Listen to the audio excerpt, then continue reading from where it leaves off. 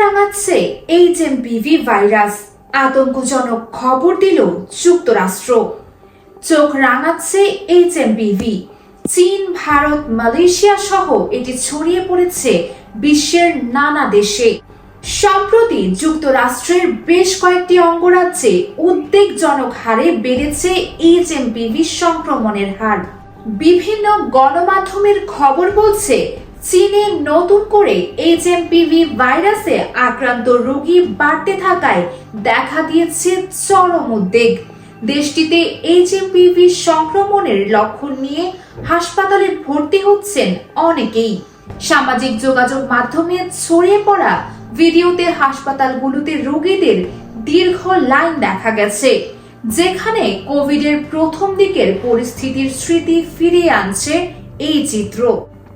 যদিও চীন স্পষ্ট করে কিছু না বলায় এসব ভিডিওর সত্যতা যাচাই করা যায়নি। এদিকে যুক্তরাষ্ট্রের মধ্য পশ্চিমাঞ্চল, বিশেষ করে মিসৌরি, কানসাস, নেব্রাস্কা এবং আইওয়া অঙ্গরাজ্যে এইচএমপিভি সংক্রমণের হার বেড়েছে।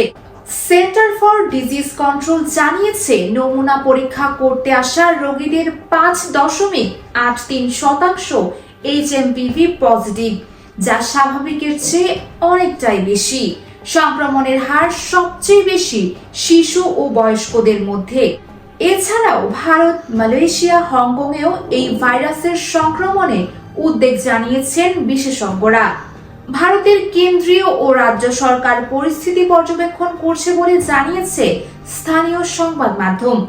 এরই মধ্যে কর্ণাটক, মহারাষ্ট্র সহ বেশ কিছু রাজ্যে জারি করা হয়েছে সতর্কবার্তা। অন্যদিকে বাংলাদেশে এইচএমপিভি আক্রান্ত এক নারী মারা গেছেন। মহাখালীর সংক্রমণ ব্যাধি হাসপাতালে চিকিৎসাধীন অবস্থায় সেই নারীর মৃত্যু হয়। US Bengal, Dhaka, Bangladesh bureau.